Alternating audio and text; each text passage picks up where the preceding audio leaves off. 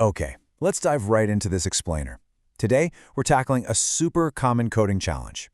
How to write blazing fast, efficient code just by choosing the right data structures.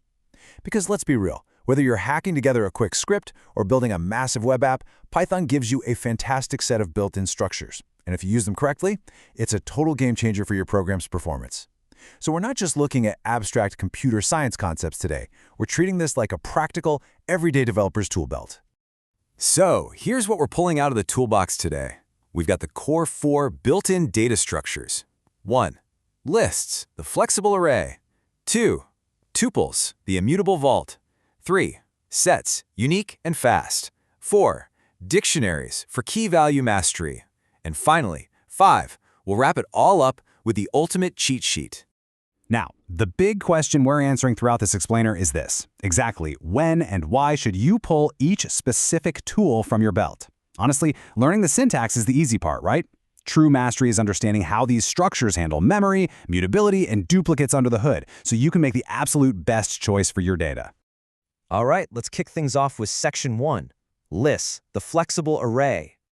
Take a look at the syntax here. By just throwing down some square brackets, you get this incredibly flexible sequence that happily takes in mixed data types. Think of it as building your foundation with a dynamic-sized array, kind of like vectors in C++ or array lists in Java if you're coming from those languages. You can literally have an integer, a string, and, another list, all just hanging out side by side. It's ordered, meaning the sequence you put things in is exactly how they stay, and it's mutable, so you can add, alter, or rip items out on the fly. It is absolutely your ultimate general-purpose container. Because they can dynamically grow and shrink, lists are your go-to for almost any kind of data manipulation. Need to simulate stack behaviors? Last in, first out? Just use your standard append and pop functions. Super easy. Or, if you're processing data, lists are highly iterable. They're perfect for running loops, calculating totals, or transforming massive data sets. You can even use them to wrangle strings, like taking a full sentence, splitting it up into individual words, and capitalizing each one dynamically. Lists handle all of that without breaking a sweat. Moving on to Section 2, Tuples, the immutable vault. Because, well, what if you need a 100% guarantee that your data never gets altered by mistake? You definitely wouldn't want a flexible array if you're trying to lock things down. And that brings us to tuples, represented by simple parentheses. Now on the surface, they act just like lists when it comes to ordering and indexing. You can nest objects and you can have repeating values. But here is the massive difference you've got to remember. They are completely, absolutely immutable.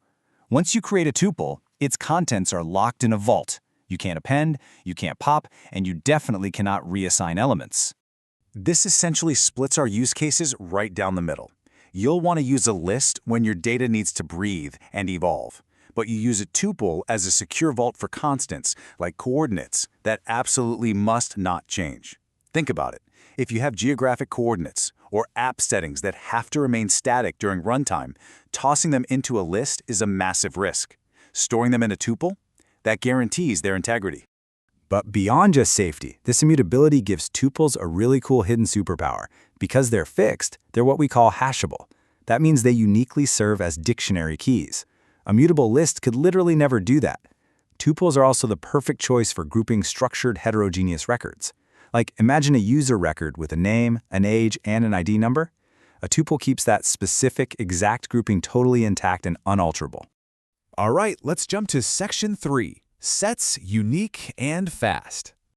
So here we have the mathematical bouncer of Python data structures. Its main job? Keeping duplicates entirely out of the club. Using curly braces, a set is mutable, meaning you can definitely add or remove items as your program runs. But here's the catch. It is completely unordered. There's no index 0 or index 1 here. And it will automatically strictly reject any duplicate items you try to force into it. So if you try to add the number 5 to a set that already has a 5, Python just silently ignores you. This strict uniqueness makes sets incredibly powerful. Like, say you need to eliminate duplicates from a massive list. Just convert the list to a set, boom, done instantly. But honestly, where sets truly shine is their underlying hash table implementation. That makes them your absolute go-to tool for lightning-fast membership testing. Checking if an item exists in a massive set is vastly faster than scanning through a list.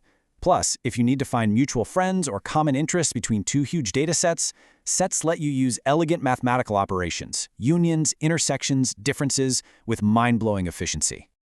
Next up, Section 4, Dictionaries, Key Value Mastery. Now, let's pull the final core structure from our tool belt. This one is designed specifically for rapid data retrieval and highly structured mapping. Dictionaries also use curly braces, but they hold data in key-value pairs. Basically, they act as a map. You give it a key, the dictionary hands you back the associated value. And a quick note, as a Python 3.7, dictionaries do maintain their insertion order, but crucially, every single key must be perfectly unique for that fast access. You can have duplicate values all day long, no problem, but never ever duplicate keys. Now, don't let the similar curly brace syntax confuse you. While a set is really just a loose bucket of unique items, a dictionary maps specific keys to corresponding values. It's exactly like an actual physical dictionary where you look up a unique word to find its definition. A good rule of thumb, if you see a colon inside those curly braces separating two items, you're looking at a dictionary.